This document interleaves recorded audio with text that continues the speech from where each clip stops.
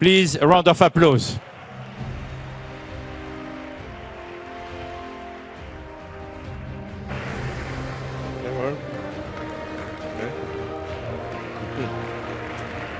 Please, Elon, my friend, please. Please, have a seat. Now, I'm sure we can do a better welcome than that to Elon Musk in Saudi Arabia. There you go. That's the spirit. Thank you. Elon, my dear friend, we're honored to have President Trump.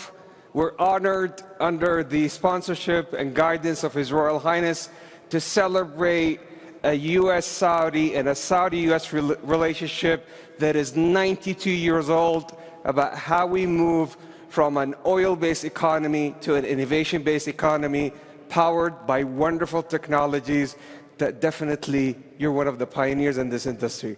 We just showed to His Royal Highness some of your Optimus robots, and to President Trump. Let's talk about that. Tell me about them. Yes, so we just showed several of our Tesla Optimus robots to His Highness and President Trump, and I think they were very impressed. In fact, one of our robots did the Trump dance, which I thought was pretty cool. The YMCA, yeah? Yeah, to YMCA. So yeah, our robots can dance, they can walk around, they can interact. I think we're headed to a radically different world. I think a good world, an interesting world. My prediction actually for humanoid robots is that ultimately there will be tens of billions. I think everyone will want to have their personal robot.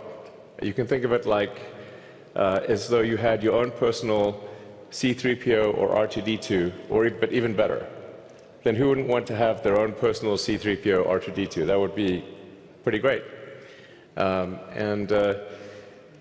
also think it unlocks an immense amount of economic potential, because when you think of like what is the output of an economy, it is productivity per capita times population or capita. Once you have humanoid robots, the actual economic output potential is tremendous. It's really unlimited. Potentially we could have an economy 10 times the size of the current global economy, where no one wants for anything. Sometimes in AI they talk about universal basic income. I think it's actually going to be universal high income, where anyone can have any goods or services that they want. A science fiction book recommendation that I have, which I think is probably the best envisioning of an AI future, is the culture books by Ian Banks. Very highly recommended for a non-dystopian view of the future.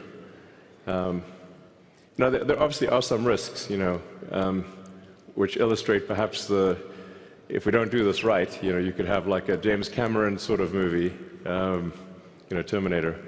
We don't want that one. But having sort of a Star Trek future would be great, where we're out there exploring the stars, discovering the nature of the universe, and a level of prosperity and hopefully happiness that we can't quite imagine yet. So I'm very excited about the future, and very glad to be here. Thank you for having me. It's our absolute pleasure. Yeah.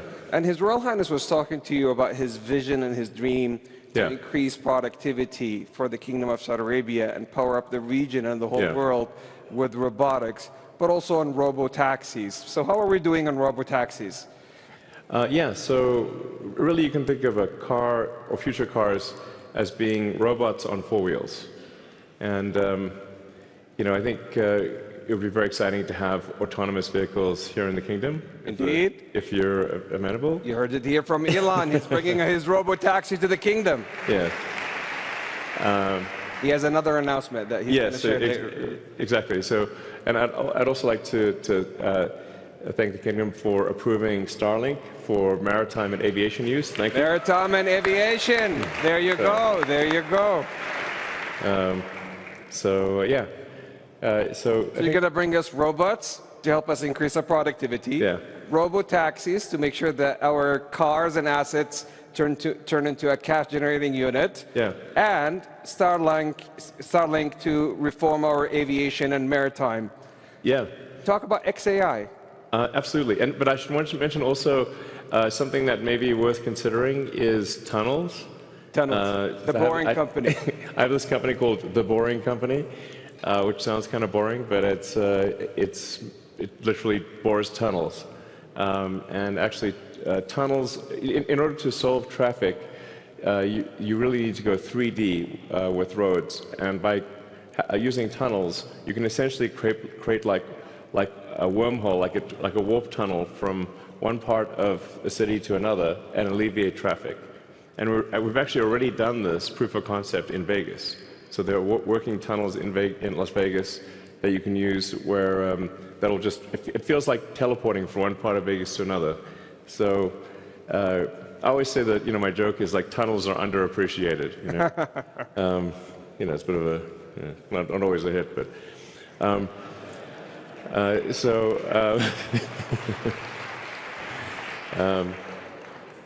Yeah, and then XAI is just trying to solve general purpose artificial intelligence. The goal with XAI is to have a maximally truth-seeking AI. And it's important to be maximally truth-seeking AI in order to understand the universe. Mm-hmm. So the goal of XAI is understand the universe.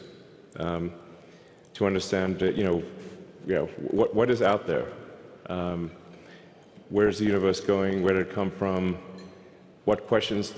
In fact, I think maybe the biggest thing is, what questions do we not know to ask? Once you know the question, the answer is usually the easy part. So the goal of XAI is to help understand the universe and yeah, that's the goal. And help people answer any questions along the way, of course. But that's my philosophy. My philosophy is one of curiosity, just trying to understand the nature of reality.